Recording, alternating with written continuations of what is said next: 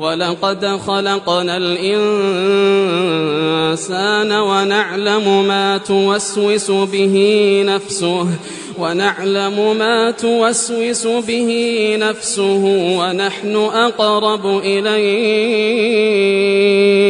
ونحن أقرب إليه من حبل الوريد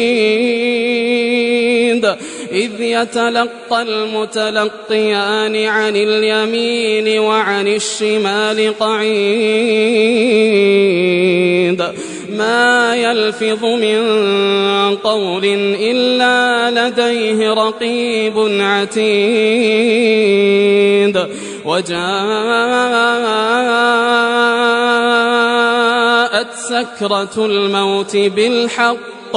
ذلك ما كنت منه تحيد ونفخ في الصور ذلك يوم الوعيد وجاءت سكرة الموت بالحق ذلك ما كنت منه تحيد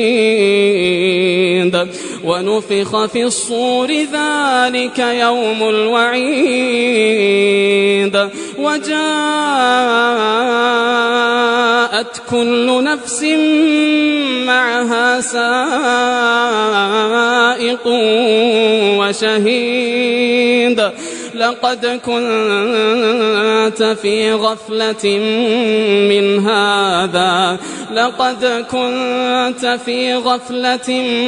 من هذا فكشفنا عنك غطاءك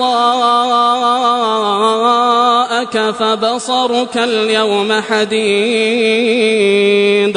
وقال قرينه هذا ما لدي عتيد ألقيا في جهنم كل كفار عنيد مناع للخير معتد مريب الذي جعل مع الله إلها آخر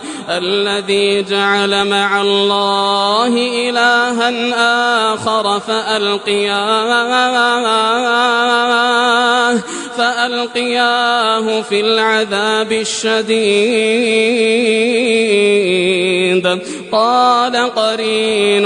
قال قرينه ربنا ما أطغيته ولكن كان في ضلال قال قرينه ربنا ما أطغيته ولكن كان في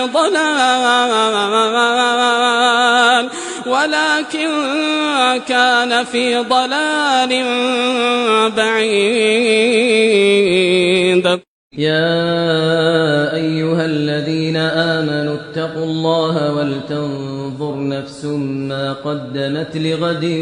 واتقوا الله إن الله خبير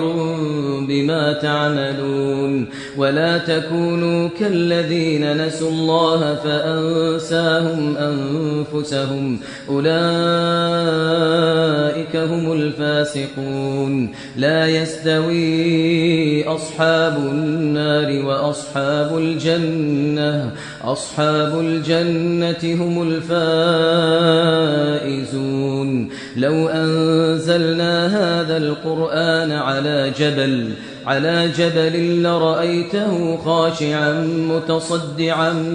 من خشية الله وتلك الأمثال نضربها للناس لعلهم يتفكرون لو أنزلنا هذا القرآن على جبل لرأيته خاشعا متصدعا من خشية الله وتلك الأمثال الجبال نضربها للناس لعلهم يتفكرون هو الله الذي لا إله إلا هو عالم الغيب والشهادة هو الرحمن الرحيم فأما الإنسان إذا ما ابتلاه ربه فأكرمه ونعمه فيقول ربي أكرمن وأما إذا ما ابتلاه فقدر عليه رزقه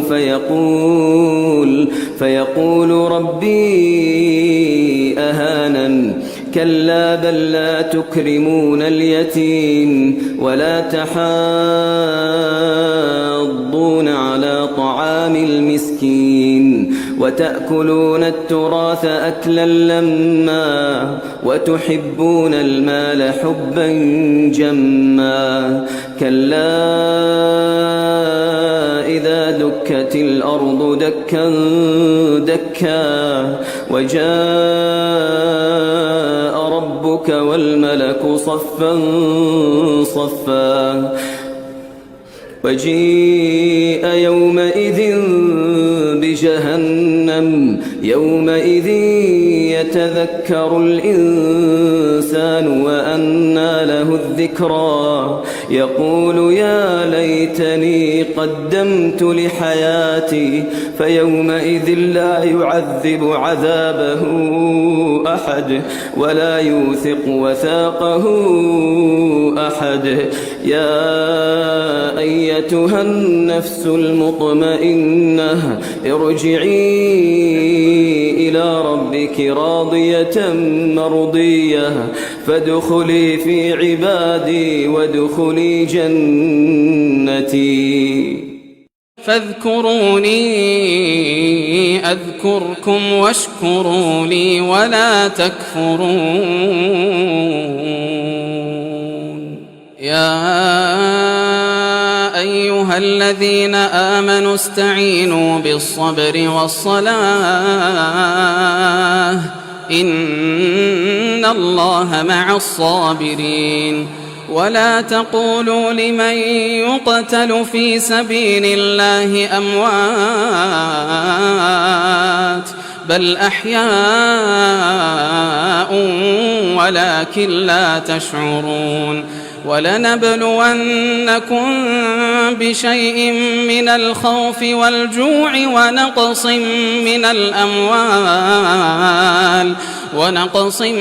من الأموال والأنفس والثمرات وبشر الصابرين